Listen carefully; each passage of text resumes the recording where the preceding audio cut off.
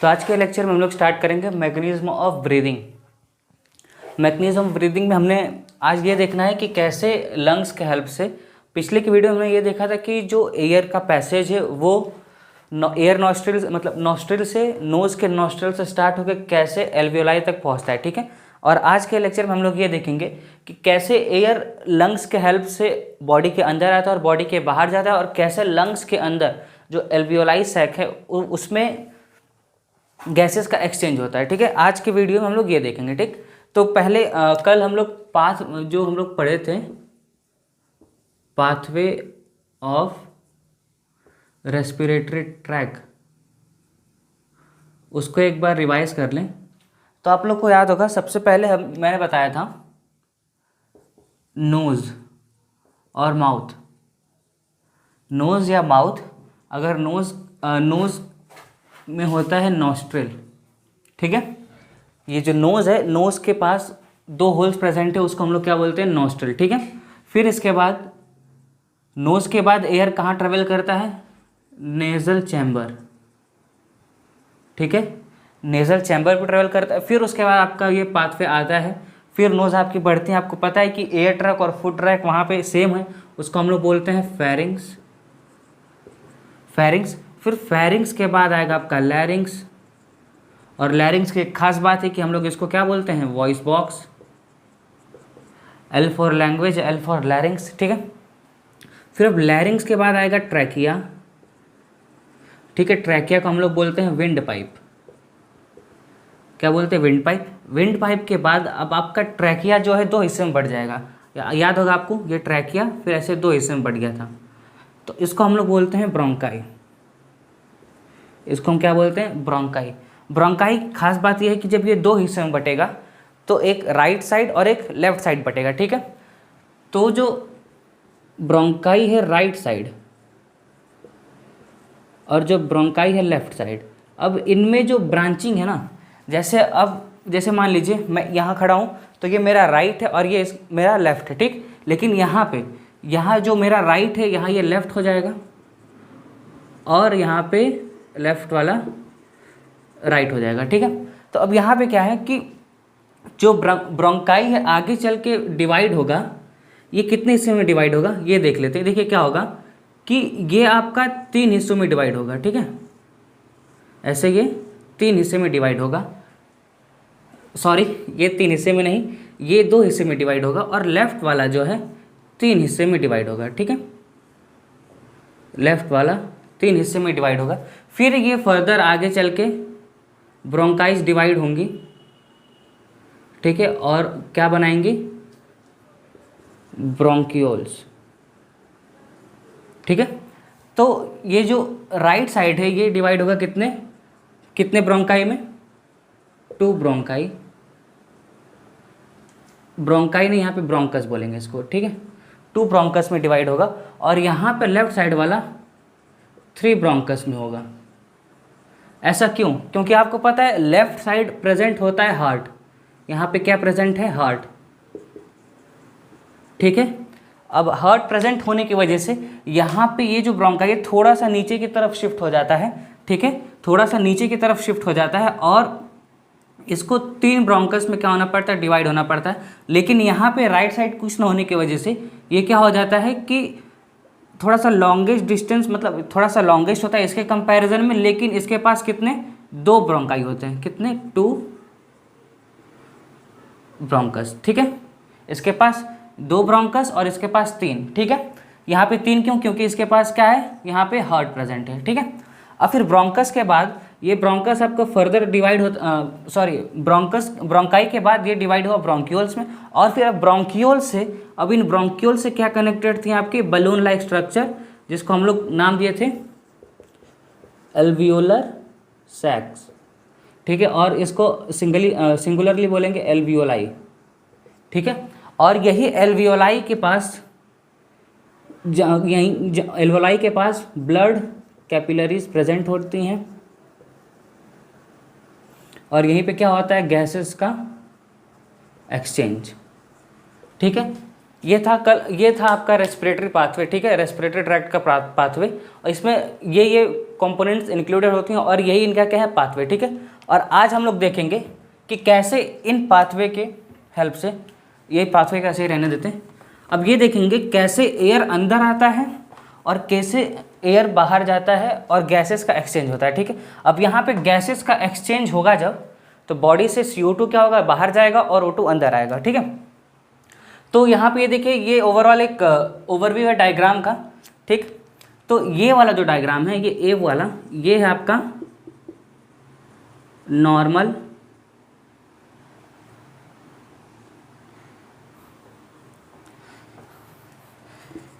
ये है आपका नॉर्मल लंग्स, ठीक है, ये आपका है नॉर्मल लंग्स, और ये है आपका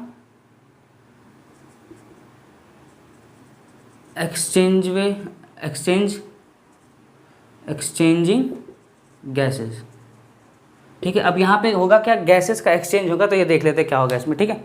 तो सबसे पहले देखिए हम क्या करेंगे, इन्वायरमेंट से ऑक्सीजन क्या करेंगे, इनहेल करेंगे ऑक्सीजन, ठीक है। पर्टिकुलर ये ऑक्सीजन नहीं होगा, ये होगा एयर, ठीक है। तो अब क्या होगा कि जैसे ही हम लोग यहाँ पे एयर को अंदर लाएंगे, ठीक है, तो अंदर लाएंगे, तो अंदर लाने के लिए हम लोग के नर्वस सिस्टम के, देखिए रेस्पिरेटरी, देखिए एक चीज़ और, जो रेस्पिरेशन है, जो रेस्पिरेशन प्रोसेस है, ये इनवॉल्यूंटरी है, ठीक है, ये इनवॉल्यूंटरी है। अब इसमें क्या है कि हम लोग सांस को कुछ देर के लिए रोक सकते हैं, ठीक है, नो डाउट, लेकिन ज़्यादा देर तक नहीं रोक पाएंगे। जैसे ही रोकेंगे तब वैसे ही क्या होगा, कुछ देर के लिए हम लोग रोक लेते हैं, फिर उसके बाद क्या होता है, सफोकेशन फील होता है, जिससे हम लोग क्या करते हैं, फिर से सांस लेना स्टार्ट कर देते हैं, ठीक है। तो ये कौन सा प्रोसेस है, इनवॉल्यूंटरी। इसको हम लोग कंट्रोल एक तरह से नहीं कर सकते, अगर कंट्रोल करेंगे भी तो ये क्या होगा कि हम लोग को डेथ के कगार पे या फिर किसी अनकंडीशनल कंडीशन में डाल सकता है, ठीक है। तो अब यहाँ देखते हैं, तो अब इसमें क्या होगा कि हमको जैसे ही एयर बॉडी के अंदर लेना होता है, तो हम क्या करते हैं, पहले जो हमारा थोरैसिक कैविटी है, इसको हम लोग क्या करते हैं, आगे, मतलब इसमें क्या, हवा जब भरते हैं तो थोरैसिक कैविटी क्या होता है, आगे की तरफ एक्सपेंड करता है बाहर की तरफ। तो ये बाहर की तरफ एक्सपेंड कैसे करता है, ये समझते, ठीक है। तो यहाँ पे देखिए जो रेड मार्कर्स हैं, ये आपका क्या है, रिब है, ऑब्लिक्यू रिब, ठीक है। अब ये क्या होगा, जैसे हम लोग इसमें ऑक्सीजन भरेंगे, ठीक है, एयर भरेंगे, तो आपको सबसे पहले पता है कि कोई भी बैग है तो उसमें नॉर्मली एयर होगा, ठीक है। जो एयर लंग्स में प्रेजेंट होती हैं, ठीक है, जो एयर ऑलरेडी लंग्स में प्रेजेंट होती हैं, उस एयर को हम लोग बोलते हैं रेसिडुअल एयर, ठीक है, रेसिडुअल एयर बोलते हैं, ठीक है। अब इसका क्या काम है कि ये लंग्स से निकल नहीं सकता, ठीक है, ये रहेगा ही रहेगा, ठीक है, ये रहेगा ही रहेगा। ये कितना होता है, 1200 ml होता है, ठीक, 1200 ml एयर आपका लंग्स में रहेगा ही रहेगा। लेकिन जब हम लोग एयर को अंदर बुलाते हैं, ठीक है, जैसे एयर को हम लोग इनटेक करते हैं, तो क्या होगा कि ये जो मसल्स हैं, ऑब्लिक्यू रिब मसल्स, ये क्या करेंगी, बाहर की तरफ एक्सपेंड होंगी, ठीक है, बाहर की तरफ एक्सपेंड होंगी, ठीक।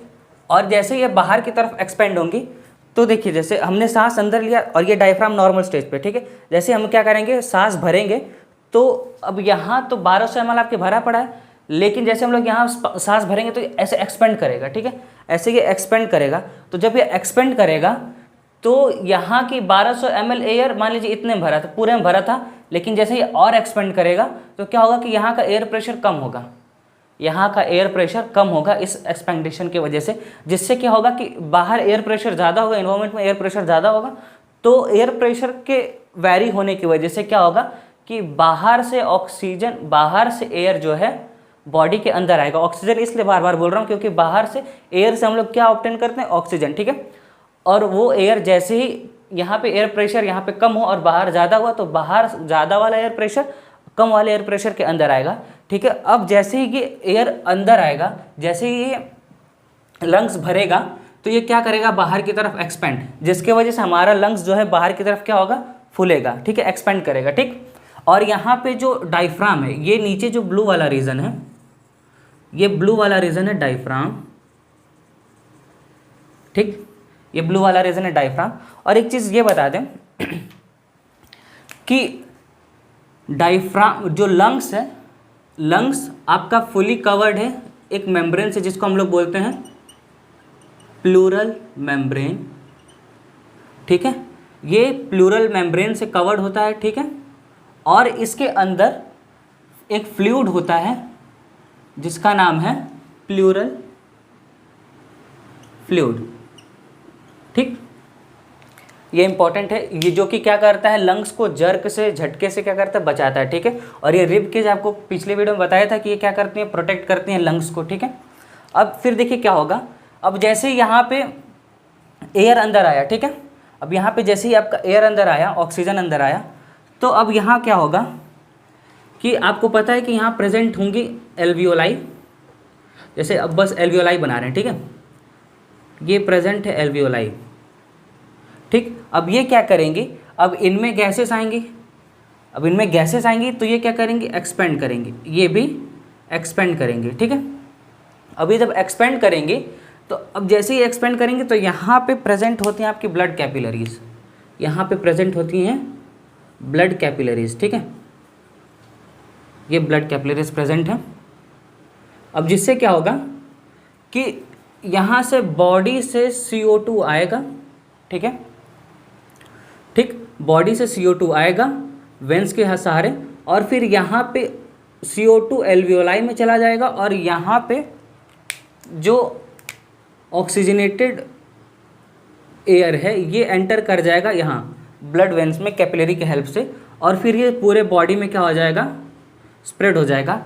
आपसे एक क्वेश्चन ये है कि आप कमेंट सेक्शन में ये बताएंगे कौन सा वेन CO2 गैस को कैरी करता है और कौन सा वेन O2 गैस को कैरी करता है। ठीक है, आप ये कमेंट सेक्शन में ज़रूर बताएंगे। ठीक है, फिर इसके बाद क्या होगा कि जैसे गैसेस के यहाँ पे एक्सचेंज हुआ, देखिए ब्रोंकाई, फिर आया ब्रोंक्यूल्स में, फिर ब्रोंक्यूल्स के बाद एल्वियोलर सैक में। अब एल्वियोलर सैक के बाद यहाँ पे ब्लड कैपिलरीज के पास क्या हो रहा है, गैसेस का एक्सचेंज हो रहा है। यहाँ देखिए ऑक्सीजन अंदर आया और CO2 बॉडी से क्या होगा, बाहर एल्वियोलाई सैक के थ्रू कहाँ जाएगा। अब जैसे यहाँ पे CO2 आ जाएगा तो ये इसी रास्ते क्या हो जाएगा, नॉस्ट्रल के थ्रू बाहर चला जाएगा, और ये बाहर जाने वाले रास्ते को, इस CO2 के बाहर जाने वाले रास्ते को हम लोग बोलते हैं एक्सहेलेशन। इसको हम लोग क्या बोलते हैं, एक्सहेलेशन। तो अब देखिए बाहर कैसे जाएगा। ठीक, अब जैसे ही ये बाहर जाएगा, अब यहाँ शिफ्ट, इस वाले डायग्राम की तरफ शिफ्ट होते हैं। ठीक है, अब हम लोग को क्या, जैसे गैसेस का एक्सचेंज हुआ, हमने सांस लिया, लंग्स क्या हुई, स्प्रेड हुई बाहर की तरफ, एक्सपेंड हुई। लेकिन अब जैसे हम लोग को CO2 रिलीज़ करेंगे, एक्सहेल करेंगे, तो ये जो डायफ्राम है अपवर्ड की तरफ क्या करेगा, फोर्स करेगा। ठीक है, कहेगा कि भाई साहब CO2 लेना है तो सॉरी ऑक्सीजन लेना तो ऐसे एक्सपेंड कर लो। ठीक है, अब CO2 को बाहर भेजना है तो ऐसे एक्सपेंड करके इसको ऊपर की तरफ भेज दो, तो फिर ये एक्सपेंड करेगा, जिससे क्या होंगे कि ये ऑब्लिक्यू मसल्स आपकी जो हैं, ऑब्लिक्यू रिब मसल्स, ये क्या करेंगी, अंदर की तरफ क्या होंगी, बॉडी को प्रेस करेंगी। आपके रिब के जो हैं ये आपके थोरैसिक कैविटी को अंदर की तरफ क्या करेंगे, प्रेस करेंगे, जिससे क्या होगा कि CO2 बाहर की तरफ जाएगा। ठीक है, अब एक चीज़ और बता दें हमें आपको कि जैसे हमने यहाँ पे बताया था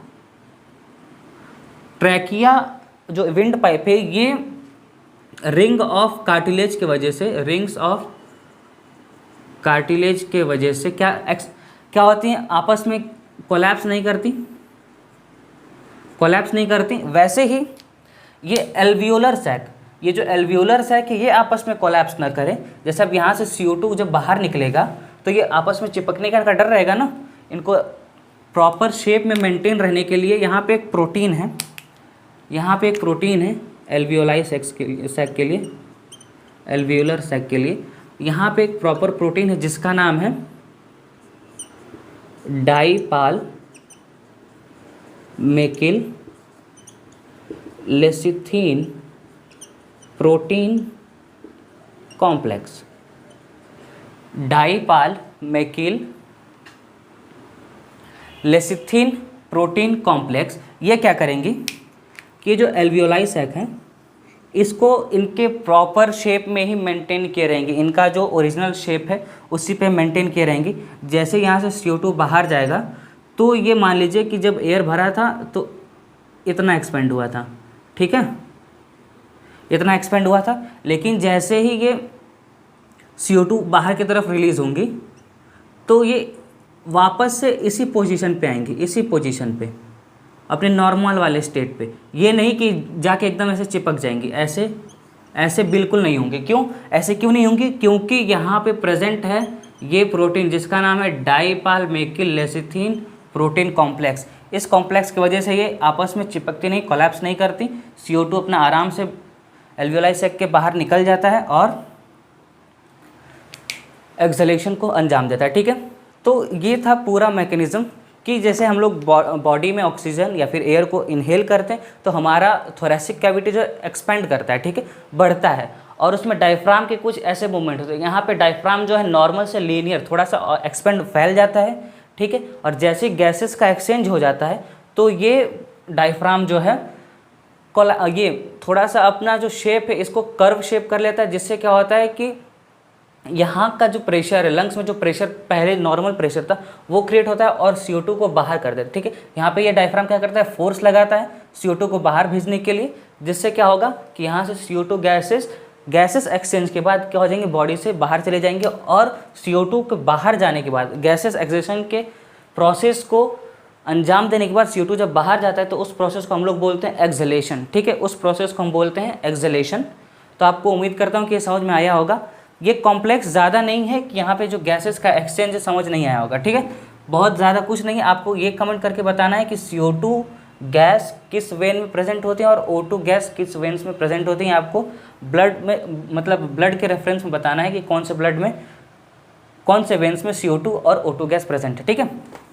अब उसके बाद कुछ फैक्ट्स हैं जो कि मैं आपको बताना चाहूँगा। जैसे कि 24 घंटे में, मतलब 24 घंटे में आपको पता होना चाहिए कि एक जो व्यक्ति है एक बार में कितना लीटर गैसेस का क्या करता है, ऑक्सीजन अपने बॉडी में इनहेल करता है, मतलब ऑक्सीजन को अपने बॉडी में एंटर कराता है।